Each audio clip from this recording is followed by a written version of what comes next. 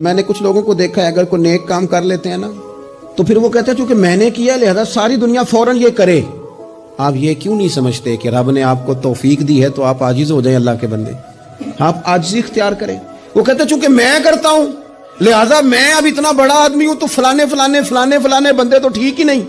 حضرت سعدی شیرازی کہتے ہیں کہ تہجد کا ٹائم تھا، پرانے زمانے میں نا لوگ مسافر اکثر رات مسجدوں میں آ کے گزارتے تھے، تو کہتے ہیں مسجد میں لوگ سوئے ہوئے تھے سارے، تہجد کا ٹائم تھا، میں تہجد کی نماز پڑھ رہا تھا، میرے والد بھی ساتھ تھے، تو میں نے اپنے ابا جی سے کہا یہ دیکھو کتنے بد نصیب ہیں، نفلوں کا ٹائم ہے اور یہ سوئے ہوئے ہیں۔ تو فرماتے ہیں میرے والد کہنے لگے کاش تو بھی سویا ہی رہتا، لوگوں کے کپڑے تو نہ پھاڑتا۔